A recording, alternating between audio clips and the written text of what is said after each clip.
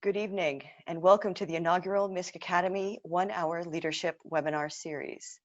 My name is Solveig Nicklos. I'm the Director of Leadership for Misk Academy, and I'm honored to be joined tonight by a pioneer in technology-enabled learning and a leader in Silicon Valley, Jeff Maggioncalda. Jeff is the CEO of Coursera. Coursera, of course, is a worldwide online learning platform working with government, private industry, and universities to improve access to learning globally. Jeff joined Coursera as CEO in 2017 and has since helped the company grow to over 68 million learners, 2,800 businesses, and is served by high-quality learning content from 200 of the world's top universities and industry educators. He previously served for 18 years as the founding CEO at Financial Engines, a company co-founded by economist and Nobel Prize winner William Sharpe. Jeff has also worked as a consultant at McKinsey and Cornerstone Research and continues to serve as the board of directors for the Silicon Valley Bank. He holds an MBA from Stanford Graduate School of Business and a bachelor's degree in economics and English from Stanford University. Welcome, Jeff. We're so pleased to have you here tonight. It's great to be with you, Solveig, and I'm really happy to be with the Misk community. I visited last year and saw the beautiful offices and the pioneering work that the organization's been doing, and it is an honor to be here to speak with the group today. Well, I'm also very excited. We have a whole new portfolio in the leadership space that we're launching, and that was the motivation and inspiration for this webinar series. And of course, you were one of the top people in my mind when we were setting it up. To the audience, before we get started, we will be asking for Q&A. Should be a box on the bottom of your screen. Please put your questions there. We'll answer throughout if it's at all, if it's relevant to that direct part of the conversation, or we'll leave time at the end. I would only ask that everyone please put their questions in English. Having said that, let's jump in. I'm excited to speak to you tonight specifically because with everything going on in the world, you are uniquely positioned to see insights, changes, and trends that others may not have the visibility to see.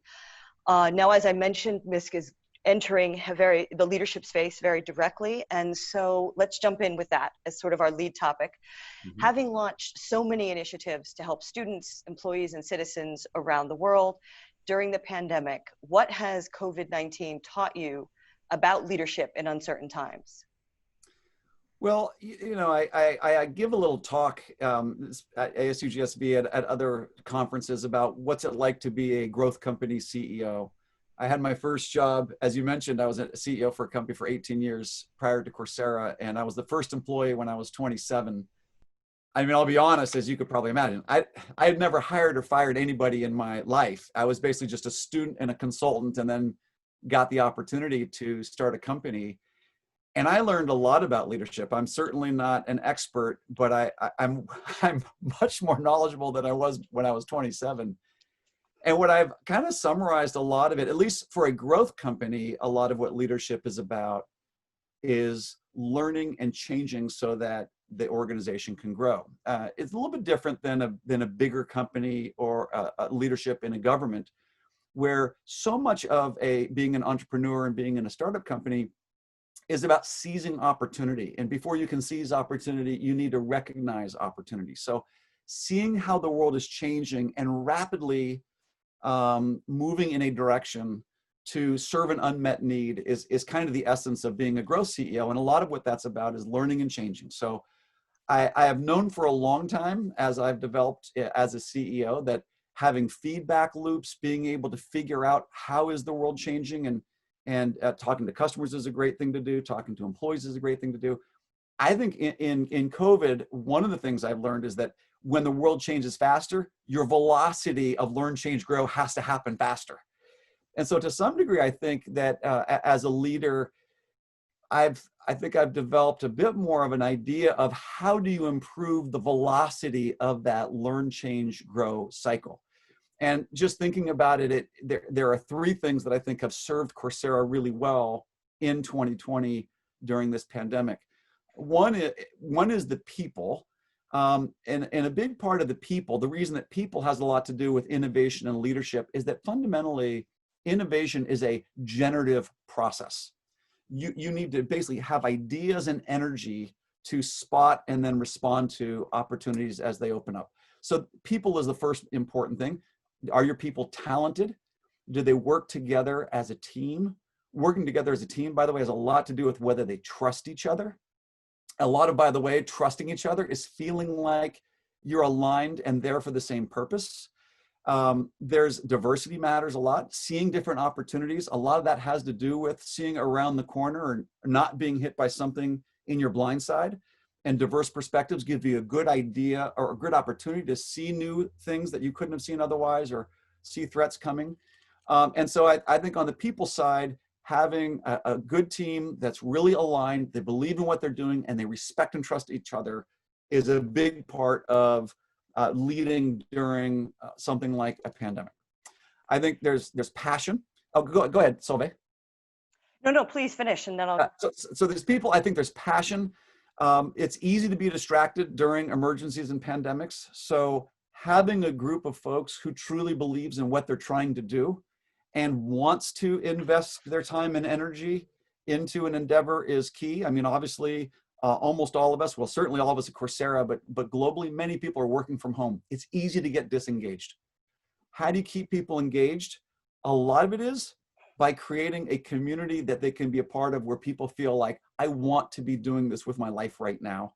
And then the final part that was not so obvious to me that has really played out well is as a leader, having a well-run organization. And what do you mean well-run organization? I think having good processes, having clear roles and responsibilities, having clear goal-setting processes, having good financial and budgeting processes.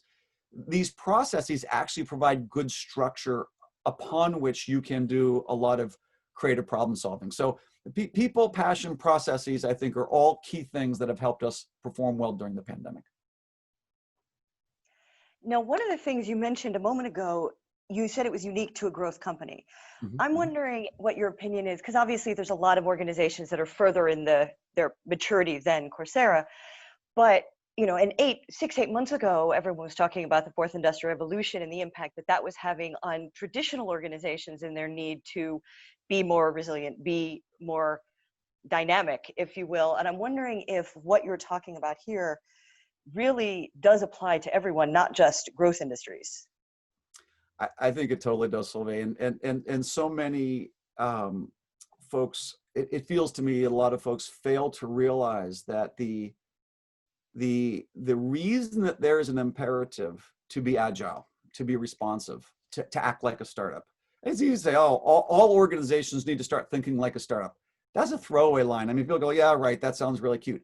But if you stop for a second and say, wait, what does that mean? Kind of based on what I was just saying, the thing about startups is that they have very little cash. They have no real advantages. Their advantage is speed. Their advantage is adaptiveness. And you say, well, adaptiveness to what? Adaptiveness to find an opportunity and serve it in a way that others haven't, and then build a business on that.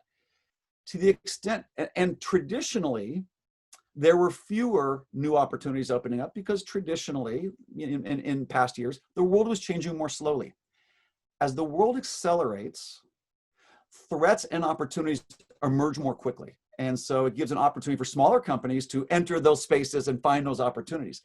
But even if you're a larger organization, if the world is moving fast enough, you will face a lot of the same kinds of threats that a startup does. Because even if you're huge and even if you have massive resources, if the world's moving fast enough and your organization cannot respond to that, you can be in jeopardy as well. So I do think because the world is changing faster and faster, every organization needs to have the kind of agility and the sort of learning velocity of a startup. Now, to that, right before we got on recording with everyone, you and I were talking about innovation within the organization. You know, last year, the #1 HBR article was on culture of innovation with organizations. You and I were just talking about how to deal with innovation in a remote environment, and we're getting questions online with people working remotely from Mohammed Tabe. With people working remotely, how can you keep your teams motivated and not burned out? And these I think, are all kind of interlinked ideas. How do you deal with innovation in a new work environment? And in that culture, how do you keep people engaged? I feel like I have a better answer on engagement than I do on innovation. And when I think about innovation, I think about 10% innovation and 10x innovation. I'll talk about it in a sec. I feel like we're good on 10% innovation. Hmm. I think it's too early to declare victory at all at Coursera that we figured out the 10x innovation in a work from home environment. I think with respect, but you can't have innovation, in my opinion, without engagement. And I think engagement has a lot to do with, especially when you're working from home, can you create a sense of community? And I think a lot of what creating community is about is getting clear about why you exist as an organization, what's your purpose.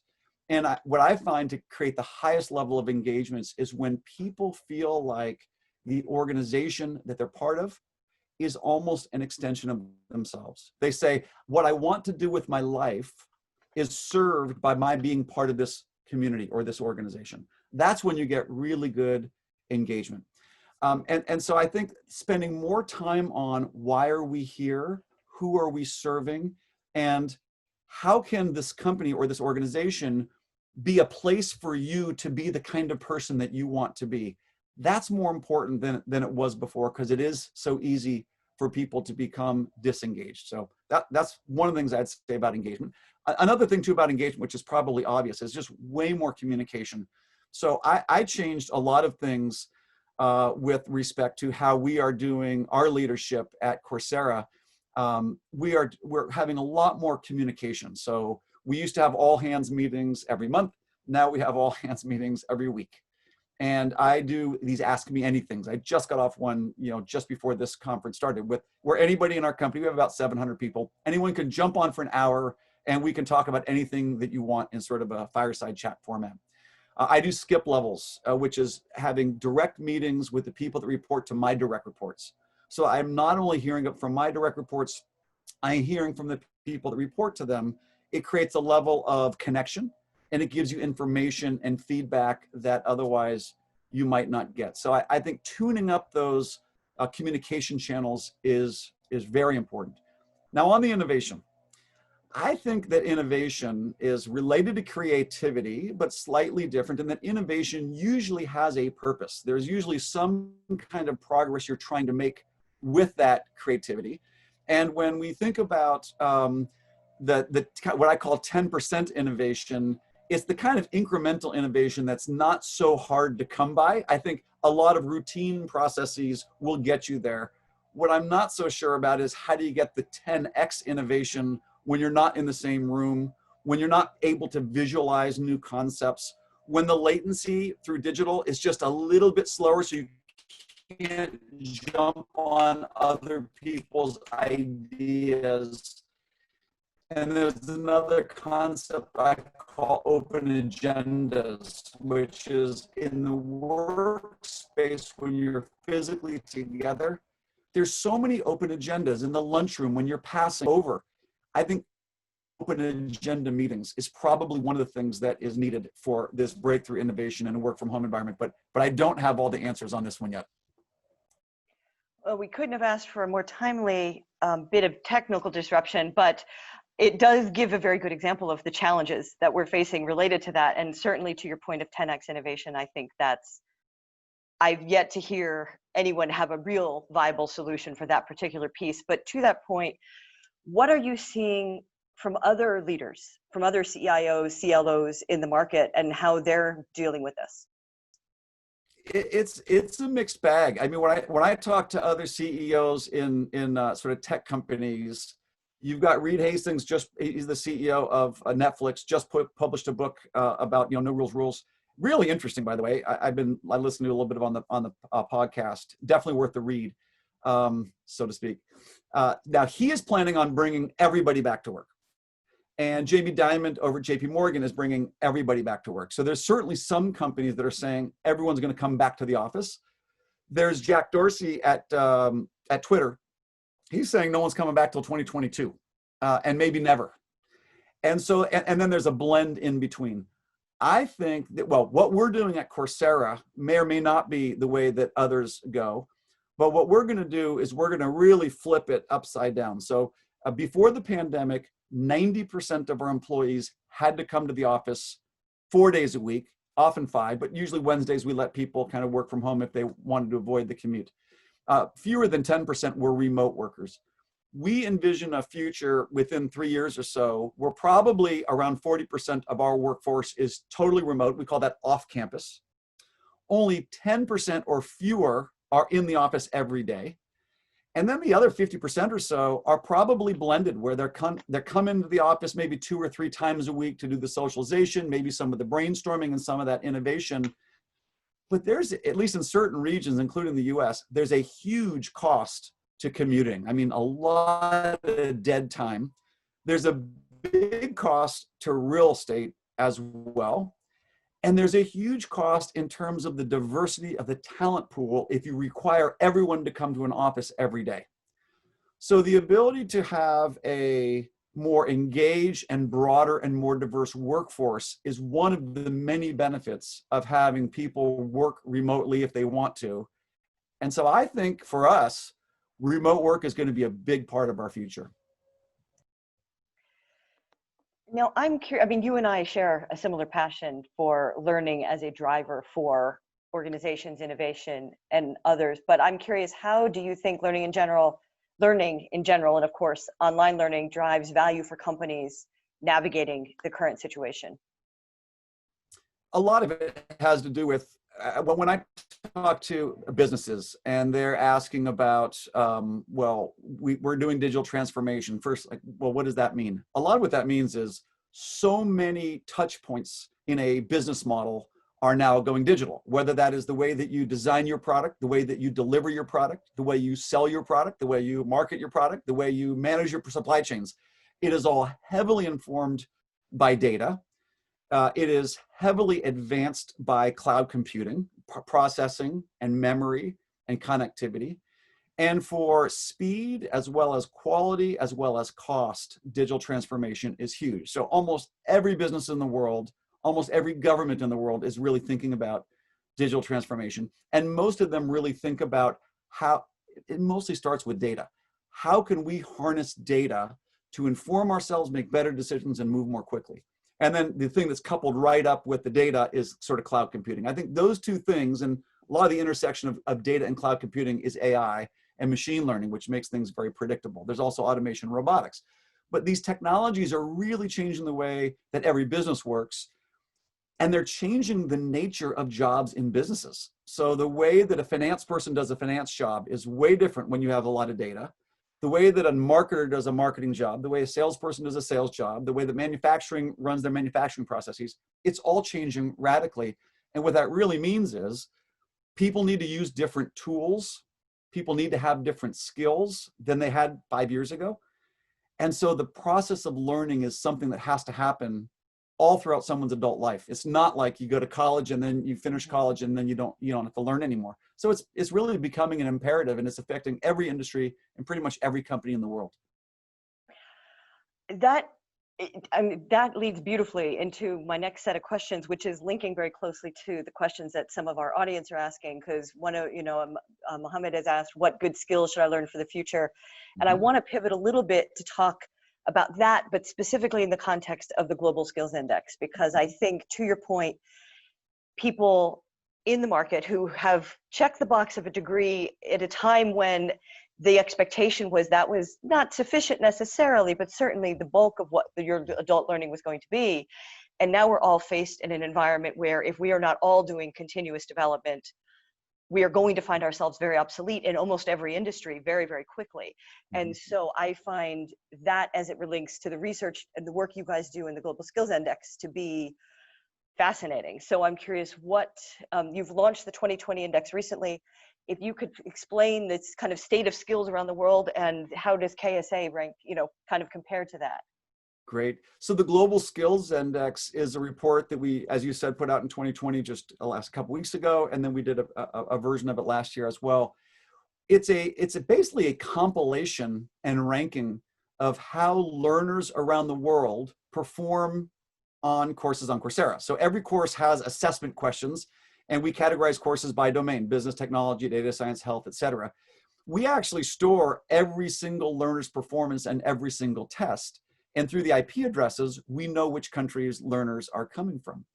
What that allows us to do is essentially rank, and now this is purely based on the performance in courses on Coursera by virtue of how they're scoring in these tests. But we can rank people's skills in one country versus another. So the Global Skills Index is basically a compilation based on 60 million or so individuals across 60 different countries, which learners in which countries exhibit the highest skill proficiencies in the domains of data science, technology, and business.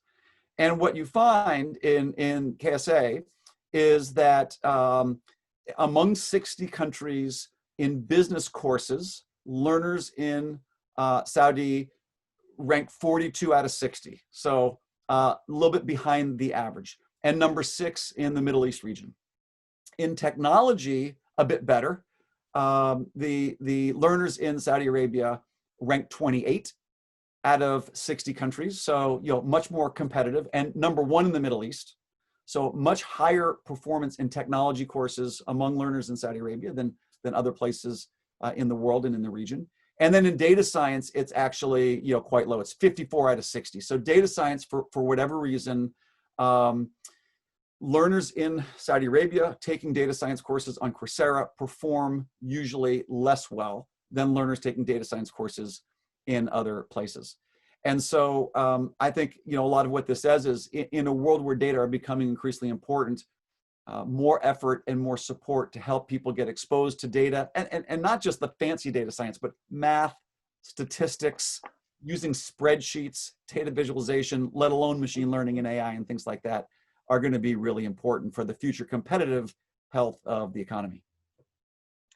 And I guess inevitably when I bring up something like this, people start flooding, where can I get this data? And if I remember correctly, when I downloaded it, it's off your site. If they just go there. If you type in, Coursera Global Skills Index into Google, you'll find it right away. It's a PDF that you can download. You also asked Solveig, what skills are trending skills?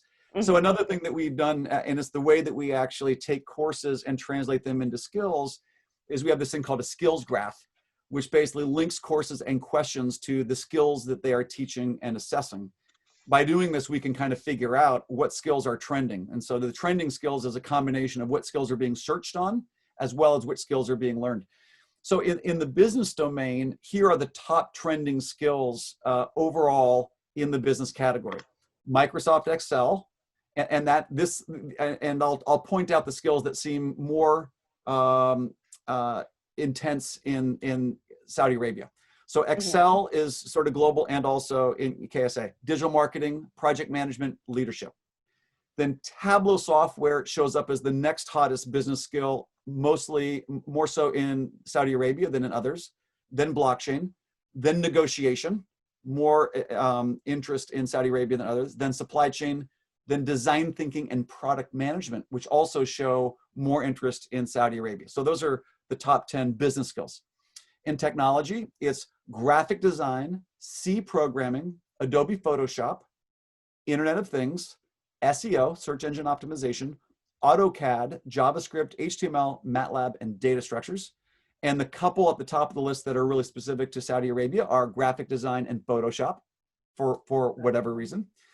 And then finally, in data science, the top skills, and by the way, I recommend everybody take a course on Python programming. So the number 1 skill, far and away, for sure, if you want to learn programming, learn Python. It's just, that's what the world is learning for introductory computer programming.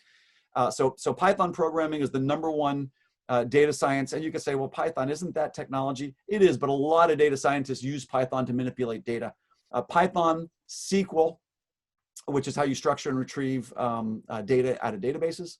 Business analytics, general statistics, big data, deep learning, R programming. R is another great statistical programming language. If you want to be a data scientist, you should learn R. Natural language processing, which is basically how do you use AI to interpret language and sentiment in written text. Calculus, and geographic information systems, which is all about mapping and sort of spatial computing. Mm-hmm. So those are some of the top skills that we're seeing learners learn on Coursera. Great. Well, one of our audience has asked, and you might be uniquely positioned to answer this again, what is the career path towards CEO in information technology and security-oriented corporations? Well, it probably depends on the organization, because, honestly, becoming a CEO is something that usually requires a board to agree. So if you say, well, I want to be a CEO, well, you could always start your own company and be the CEO. Okay, so that's always there. But if you wanted to become a CEO of an existing organization, generally private companies have boards of directors.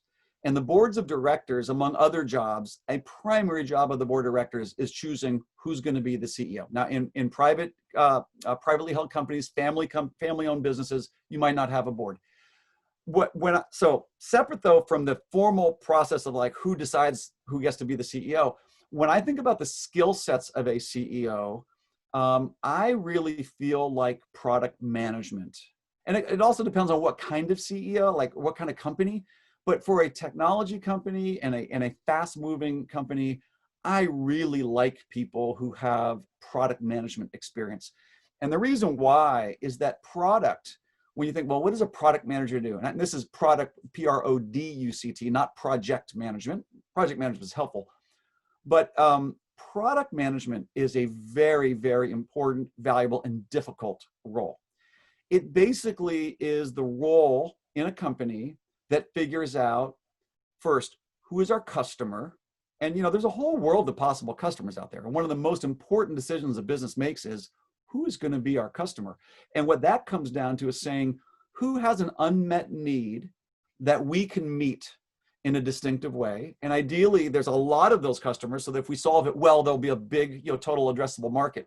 It's product that usually chooses who is your customer and what is their unmet need. It is usually product that works with design and engineering to actually shape what the solution is going to look like. And although design usually designs it and engineers usually build it, product is in a sort of a leadership position in trying to shape and make sure that the product that you're building actually meets the needs of the customer. There's a great book written by one of my friends called Lean Product Playbook, L-E-A-N, Lean Product Playbook. It describes beautifully the process of becoming a product manager and how to do product management. But the thing about it at an abstract level gets back to what we started with, Solveig, which is I think the job of a CEO is to learn, change, grow, and to build a business that can learn, change, and grow as an organization. The essence of being a product manager is trying to figure out where is an opportunity to meet and solve somebody's needs by creating something. And that's an iterative process. You have to communicate, you have to understand engineering, you have to understand design, you have to listen well, you have to be really, it's a very difficult position. But if you can do that well, I think you're well set up to be a CEO. Well, I think that we'll probably have a few people doing a little bit of research on that after the call for their own career paths. But shifting a little bit, and again, keeping in focus of what you do as an organization and what we at Misk Academy are focusing on, and linking to another question from our audience, I'm curious, what recent innovations have you introduced within the organization to help accelerate learning in a new way? And the question from the audience member, Amani, wants to know how to overcome resistance when introducing new ways of working and instill a culture of continuous learning in big organizations. It's a great question that is easier if you're the CEO. So Yes. when I interviewed for the job at Coursera, the most important thing for me to figure out was, in addition to what is the business and is this an organization that I want to be a part of, a lot of it was about the board. Because ultimately, if you're in a position of power, like formal power, you can affect change. Now, the way that you affect it can be more graceful or less graceful, and more effective or less effective. Just because you have formal power doesn't mean that you can force things to happen, because people can quit, or they can say, I'm not going to do it, or they can be disengaged, in which case you won't affect the change that you're trying to affect. But it does give you the ability, if you are in a position of formal authority, to say, here's what I would like us to do. You can choose who's going to be a part of the group of people that help design what that process looks like. And you can help monitor and ensure and reward people who are doing that, and kind of manage people who are not. So there's a discipline called change management, and there's a lot of great work that's been done. I'm not an expert in change management, but I have been through the process often. And this is a little bit off the top of my head, so I apologize. I usually like to have clear thinking on things before I answer questions, but off the top of my head, the question sounds like a question of change management. It's different in terms of your position, in terms of your ability to do it. But generally what change management usually involves is, first, motivating the need for change.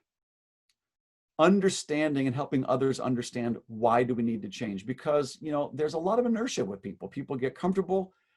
Generally speaking, there is a fear of the unknown. Unless there's a reason to change, a lot of people won't want to. So motivating the need to change is very important, and communicating that need to change to those who will need to make the changes is important.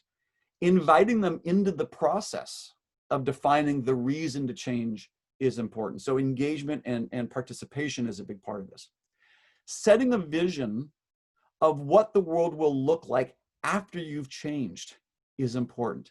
If you just say we need to let go of what we've been doing, but you don't say this is what it's going to look like when we get to where we want to be, people will be walking into a dark unknown and will be much less likely to let go of what they're used to and they find familiar if they don't see something that they want to move towards. And so motivating the need for change, designing and defining a compelling vision of what it's going to look like when you move through it. And then a lot of what happens in between is actually kind of blocking and tackling. It's understanding project management, setting metrics, and looking. There's another big mistake people often make is they often think of the change as more superficial. There's another sort of field called systems change. And I'm a big believer that organizations are systems. They're groups of components working together in a certain way. If you only try to change one component, but you don't understand the system that the component is in, and you fail to make changes in some of the dependent components, then that one component might change temporarily, but will revert back to a system that holds that component in place. So as you think about how to affect that change, I would encourage you to think about whole systems change and how all the components need to change together so that they're self-reinforcing. And more importantly, you try to change one thing, but it doesn't really change because the other things around it have not changed. Thank you very much. I agree with you completely about that. It's the bulk of a lot of the work I've been doing recently. But speaking of systems that haven't necessarily changed as rapidly as they need to, I'm curious about universities. I know I had the opportunity to talk to Duke University, which I know has been a close partner of yours, and I believe was one of the pioneers of the Coursera for Campus products. I know you have the private authoring tool now and the others, but there's an issue in general about universities' output and its connection to the market and the need for that. And I'm curious, because you are a bit closer than anybody, how you are seeing that market evolve and change, not just because of COVID, although certainly a lot's happening now, but more in general, because it's been going on for quite some, the cracks in that system have been evident for quite some time. Mm-hmm. And so I'm interested how you're seeing the higher education system adapting to market demands. The word adapting, I think, is spot on. And I sound like a broken record. It gets back to learn, change, grow. And if you think about what kinds of institutions have developed the capacity to learn, change, and grow quickly, and which institutions have not, generally speaking, institutions that have been in a very dynamic environment, almost through selective pressure, they only exist because they figured out how to do that. Institutions that have been in much more static environments have never really had the selective pressure that force you to learn, change, and grow. I would suggest that for many reasons, universities have not really been subjected to a lot of those selective pressures to be very agile and be very adaptive. That's changing. And I think that a lot of what universities need to really be looking at is themselves as, it's going to sound a little bit tough because clearly universities are important institutions to serve society. And it's not only about commercial skills. A lot of it is about values. A lot of it is about societal norms and kind of how we treat each other and what is it to be a citizen of a certain country. So I don't want to say it's only about skills, but like you said, Solveig, there is a growing recognition as the world moves faster that many institutions in higher education aren't quite keeping up with the times. And what a lot of that looks like to students is what I'm learning in college isn't as relevant as I would like it to be to getting a job and building a career. And so I think a lot of the pressure on on higher education right now is to figure out, in an organization that has not been built to move and respond very rapidly, how can they innovate so that the service that they provide to students, so they provide a service to society, which is research. A lot of research universities are, very focused on research more so than teaching, but at least among teaching institutions, the service that they provide is they teach people things in order to create opportunity for those people. And if you look at the fitness or how well they're doing their teaching, they're coming a little bit more out of sync. And so figuring out how to do more job relevant skilling, figuring out how to integrate tool teaching into the educational process. So as I learn a theory about statistics, I'm using advanced spreadsheets, and maybe I'm even learning how to do R, and I'm working with big data sets, and I'm doing some cloud computing as I'm doing my university courses. It doesn't have to be either or. I can learn the theory, but I can apply that theory using state-of-the-art tools and then graduate with someone who's got the durable knowledge as well as the job relevant skilling. Ideally, Coursera will help universities do this through Coursera for Campus, where any university can use courses on Coursera to instruct their students. But I do see that higher education is one of the final frontiers of industries that will need to undergo their own digital transformation. And it's happening. It's not going to stop at this point. I would assume more recently, because of working from home and being remote, that we're seeing a lot more markets accepting virtual learning, online degrees, and the rest of it. And I'm hoping myself that in markets where it's difficult to find expertise in certain areas, that universities are using products, online learning, Coursera, and others to augment their existing faculty, their existing content. Are you seeing an expansion of that recently? Absolutely. What I think is so exciting is when we launched. We've lost Coursera. audio. I can't hear you. I'm sorry. Okay. Am I back yet? Can you hear me now? Yes. Okay. Sorry about that. Something between here and Saudi Arabia is hiccuping in the internet. What I think one of the most exciting things about Coursera for Campus so far is the number of universities, when they license our partners' courses, who start with faculty. They start with a faculty development program so that faculty can not only learn the concepts being taught by a course, but they can also see, here's what state-of-the-art online learning looks like. So not only can the faculty learn the material, but they can also learn the pedagogy and the methods of teaching online. And then as part of Coursera for Campus, we not only allow a university to license courses that are on Coursera from our university partners, they can also author their own online courses for free and deliver courses that they author to their own students for free. So it's a combination of immediately getting access to a library of almost 4,000 courses that they can use for their faculty and their staff, and of course also for their students. And then they can also start building their own library of online content at no cost and delivering that to their students. So we are seeing really good uptake among universities for Coursera for Campus. And what's neat about it, I think it is sort of institutional upskilling that's starting with faculty in many instances. Great. I'm going to be selfish and ask 2 more questions of my own, and then I'm going to jump to the participants' questions because there's quite a few of them. But I'm curious, as digital transformation progresses, how important is it to ensure that we do not broaden the already existing skills gap for a resilient workforce in the area of COVID-19 and beyond? I mean, truth be told, the skills gap was already in existence. COVID, I like the expression, is an accelerant more than a change agent in many ways, and I think it's very true in this case.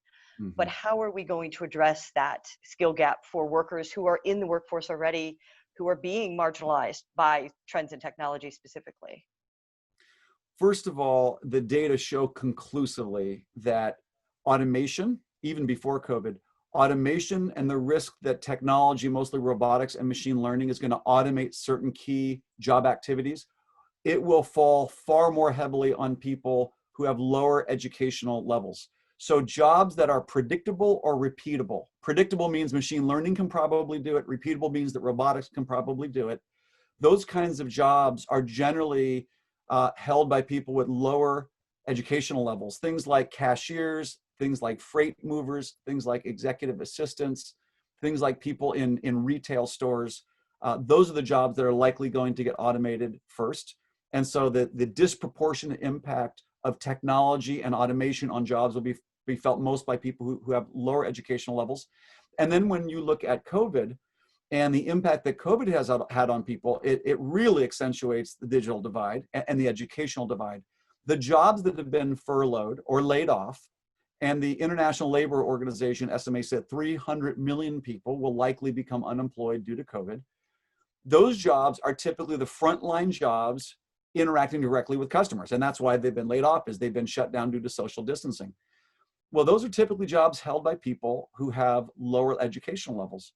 So over the longer term with technology and automation, you see that people with lower educational access have been disproportionately impacted by automation.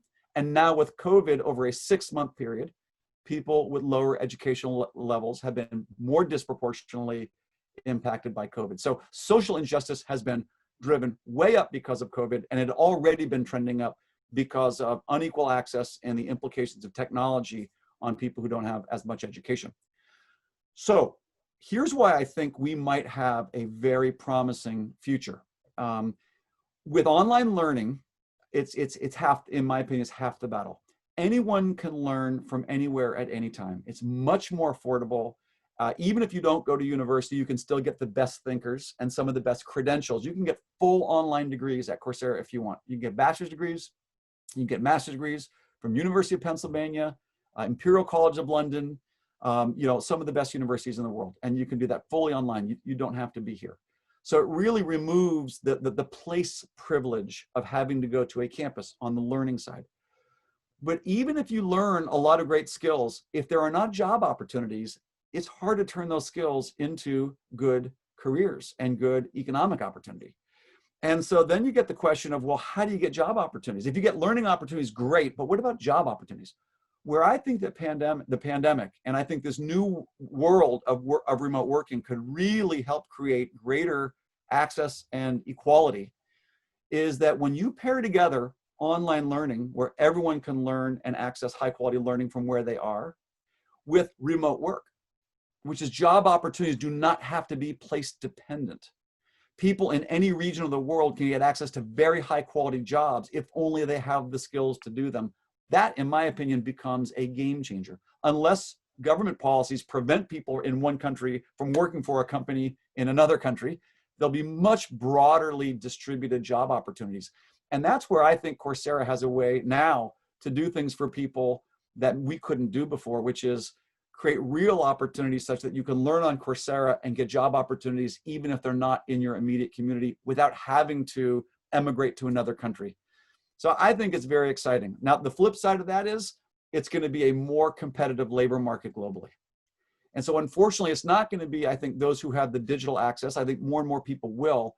Those who fail to learn will be the ones who fall behind.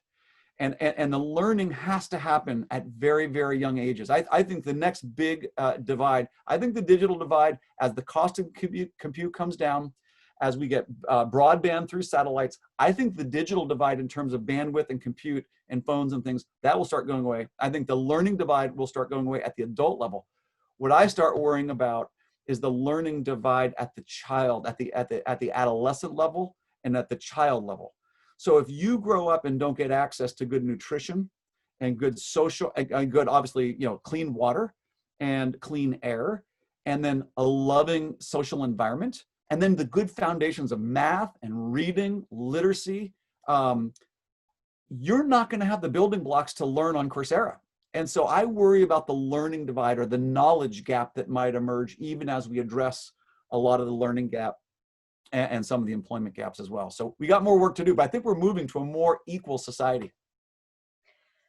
It is very inspirational. And it actually, I'm going to jump to the questions because they're way better than what I've got here. But one of them specifically, and this is regionally relevant, very specific to KSA, and from Khalid, what's your views on the leadership requirements to achieve Vision 2030 in terms of knowledge, skills, and attitude? Now, around the region, of course, all of the different countries have visions. Saudi has a much more explicit mandate for Vision 2030 for growth, economic development, et cetera. And so I don't want to put you on the spot with the specifics of Vision 2030, but I'm hoping you have some ideas in that arena. I do generally, and I will confess, I'm not a public policy expert. I can only sort of say it from my life as an entrepreneur in my 3.5 years or so at Coursera. It probably goes without saying but one of the most important things to achieving, well, first of all, I'll say, defining what the vision is, as I already said, that is a lot of what change management is about. And I think that the Kingdom of Saudi Arabia has done a fantastic job of naming it and painting it and saying, this is where we're going to go. I mean, that's what leadership looks like, is actually painting a vision that people want to move towards. Now then, how do you make that real? Well, that's tricky, but the building blocks are certainly there, having a compelling vision of what the future looks like that people want to be a part of. Now, the getting there part can be a little bit tricky. Of course, it takes a ton of money. It also takes, I think, a fundamental bedrock of learning. I think that a key to aspiring to the kind of vision that is set out in 2030 is going to be leadership and innovation and skills development and education. So that's going to be a huge part of it. When I look at the societal changes that Saudi Arabia is undertaking, and I was there just probably 6 months ago, and it was fantastic to be driving with people. I didn't notice it so much as my Saudi counterparts in the car. We were driving down one of the freeways, and there were a group of women at a food stand or something, buying food, and there was a remark that, isn't this amazing that this kind of freedom is now available, and having a full society be able to have mobility and more freedoms to learn. Engaging the full community, engaging the full society is a huge part of this. And that societal change that, I'm not in government and I don't know for sure, but I know that cultural change can be very difficult. Societal change can be very difficult. And one of the reasons it can be difficult is that the people who are invested in the culture, they identify with the culture. And if the culture needs to change, then to some degree it does challenge people's own identity. And we're seeing that a lot in the United States today. A lot when we talk about the culture wars that are going on in the United States, a lot of what it is about is self-identity. Who am I as a person? What culture am I in? What are the values that I want to preserve? And to some degree, what is the sense of self that I want to preserve that I'm not willing to change? So that's a little bit maybe philosophical, but I do think moving through cultural change is tremendously difficult, and it requires people signing up to a vision and letting go of some of the things that they might have cherished in the past to make way for new things. And again, I think that the leaders in Saudi have done a great job so far. So I'd say resources, I'd say education, and I'd say something about moving together as a culture to a place that's a new version or a more modern version of us is a big part of it. And that might be the most difficult challenge. Thank you. And I'm seeing another trend in the questions. You can't really talk about education almost without talking about, impact evaluation and, how are you measuring the effects of it? So thanks to Mohammed and both Abir, who had questions about how do you measure the effect of learning outcomes, and how do you evaluate a learning process for an individual or an organization? How is the tools that in the market is trending towards right now for that?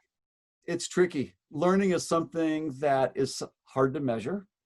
It also, often the benefits of learning don't show up for many, many years. I was listening to a study of folks in the US where they looked at a preschool program called, I think it was the Head Start program, but it was an experimental preschool program that had a different kind of learning experience for children who are like 5 years old. I'm getting the details a little bit wrong, but the general point is that when you looked at those students' performance over the next 5 to 10 years in elementary school and middle school, there was no discernible difference. But when you looked at their performance 20 years later, there was a big difference. Now, it's hard to say whether for sure that was because of this educational program, but something about education is that the benefits sometimes are hard to measure and sometimes they don't come immediately. So a little bit is a leap of faith. Now, within the realm of education, there are certain kinds of education that can have fairly immediate payoffs. We just launched something called guided projects. They're awesome. They're super exciting. Whereas with our university courses, these are usually 10 hours long. They're authored by university professors. They teach great theory and concepts and knowledge that's going to be more durable.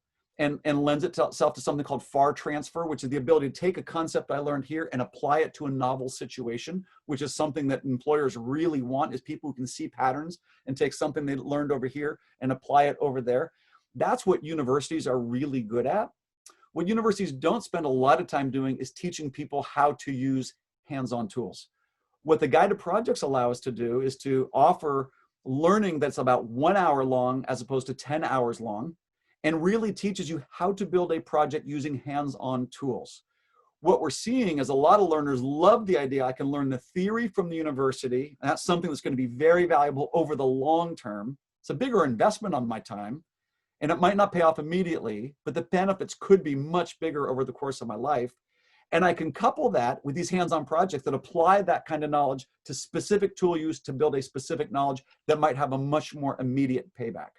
So at Coursera, what we're trying to do for learners is to give them access to that more durable foundational knowledge that will serve them for a whole career, as well as the hands-on learning and tool and skill building that might help them get their first job. And what we're hearing from students, these are students in universities using Coursera, they have been loving these guided projects because they've been using guided projects to brush up on their skill fluency before interviewing for a job. So if they're going to be doing a job and they need to talk about Marketo, they'll do a project in Coursera on Marketo, and they'll be more fluent when they talk about that job opportunity.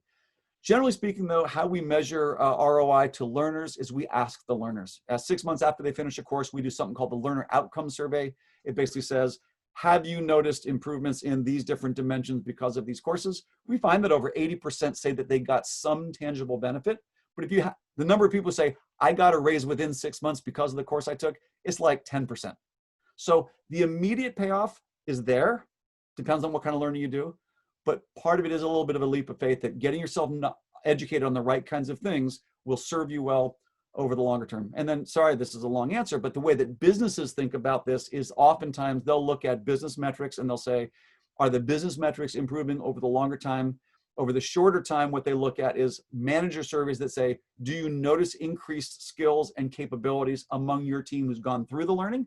And then you ask the learners, do you feel more competent in your job because of the learning that you've gone? So a lot of it is kind of self-reported and manager reported at this point.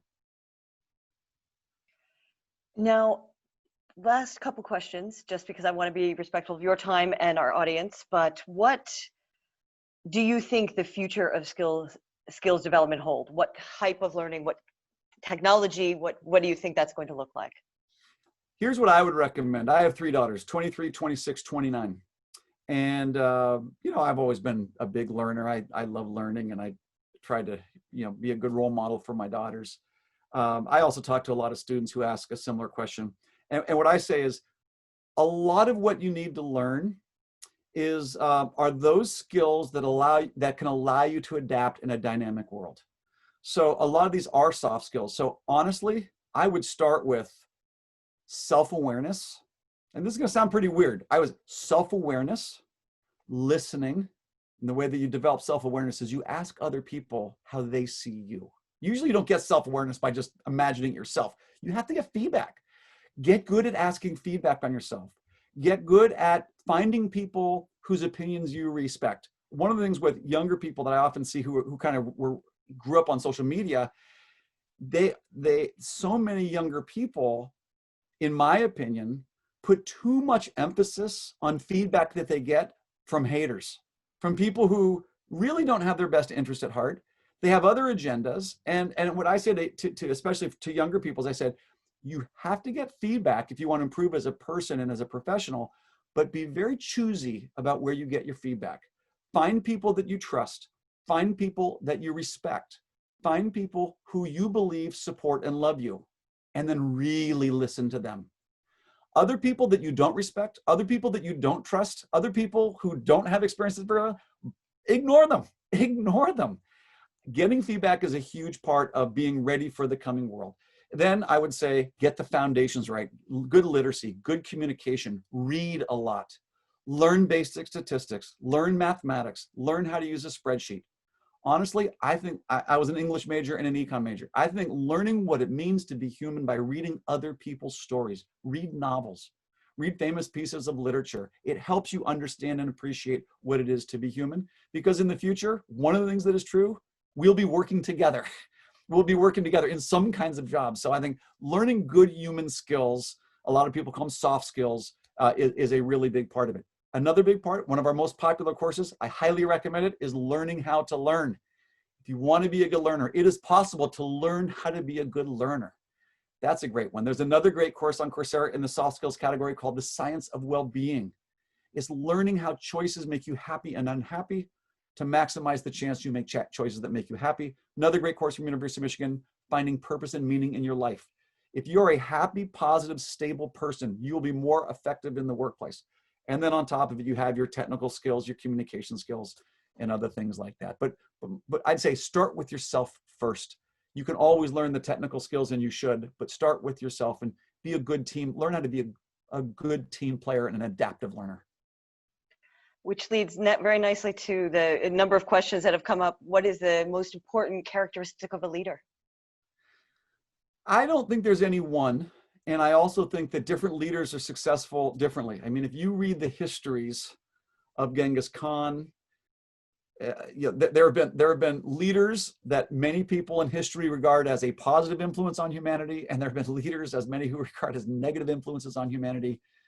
So, leadership is a funny thing, and not all leaders are positive. I'd say but to be a leader, whether positive or negative, obviously you need followers. And to have followers, this is going to sound a little bit weird, but creating a story, creating meaning that humans thirst for is a really big part of it. You're only a leader if people follow. People usually follow someone who they want to be a part of, or a movement that they want to be a part of. And usually the movement is a movement of meaning. It's what something means. So I've often found that, and it sounds kind of not great to call them storytelling skills, but the skills that can say, this is why we're here, this is who we are, this is how we treat each other, and this is how the world will be different when we succeed.